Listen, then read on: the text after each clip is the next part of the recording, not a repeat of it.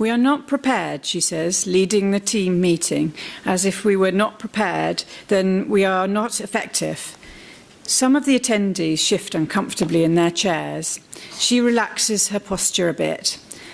I'm not holding any one of you personally responsible, she says, but we are in the midst of a new era. And while we've been saying that for years, we've done very little to actually live in it and to inhabit it.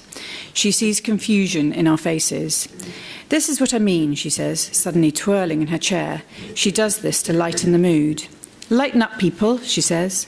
Come on.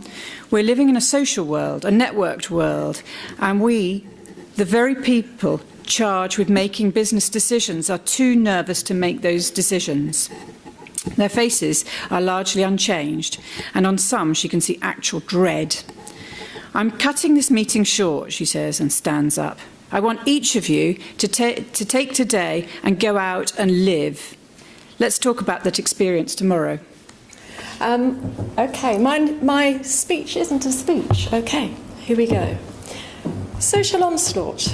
Perhaps it all began with the death of the flower girl and the muffin man, as she sang and he rang, their cries slowly drowned by a new sound of democratisation and education, literacy words and commercialisation.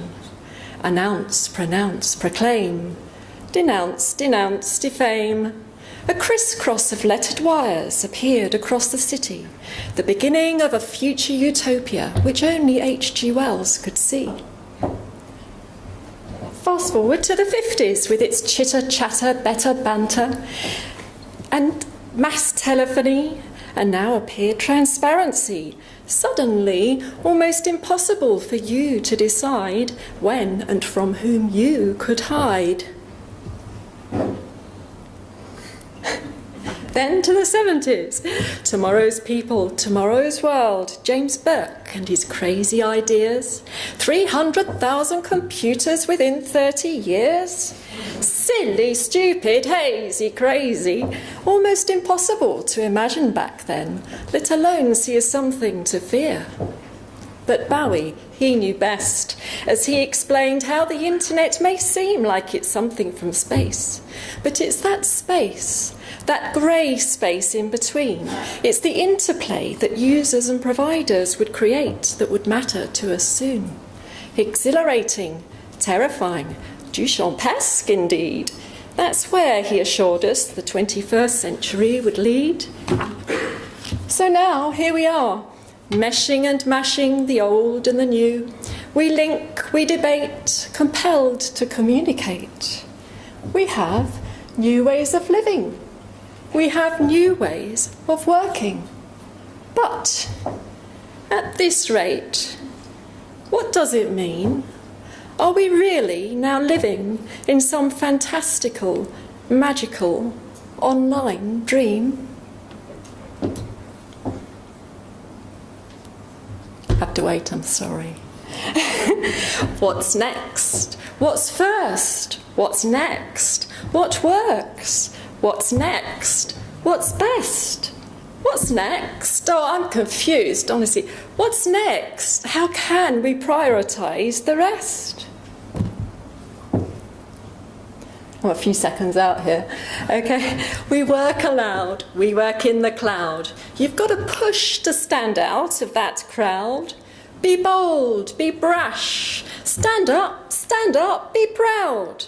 But often there's no choice now but to work out loud.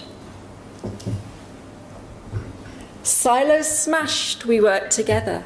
Share your space, increase your space. Share your knowledge, share your time. Your time? Our time? But wasn't it my time? Isn't it about time we tried to redraw a line? We had social at home, then there was social at work. Now we can work at home. Doesn't life begin to feel more just like work, work, work? Yonder your phone, switch it off if you dare. But it's tough to ignore that data everywhere. Oh yes, there's data everywhere. We're creating data, we're using data, we're spinning data, we're pinning data, we're watching your data, we're spilling data.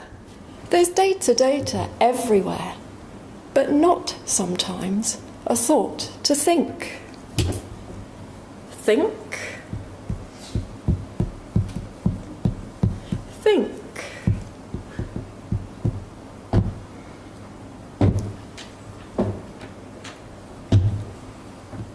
But there's not a second to think. We're told to be ourselves, unloosen our minds, create and collaborate, be advocates, be uncontrolled. What, uncontrolled?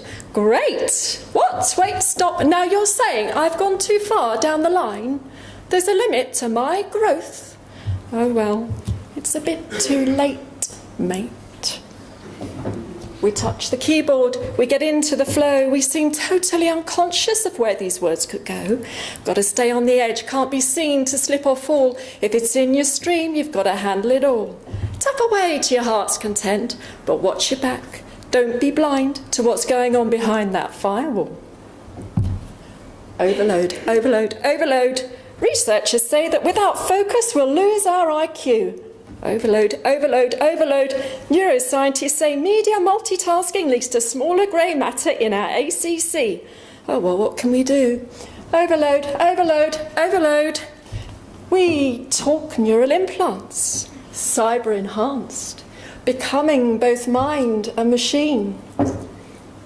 But won't work transformation really mean becoming both lean and exceptionally mean? But at the end of the day, we're just chimps, you see, with just 120 bits of capacity. That's barely enough to understand one person, let alone two. Multitasking isn't something we evolved to do. Hierarchies sort of functioned. Was focus really that bad? Now we're talking flat structures. Is this rad? Or just fad? But as the military say, slow is smooth, and smooth is fast. This social onslaught, should we really let it last?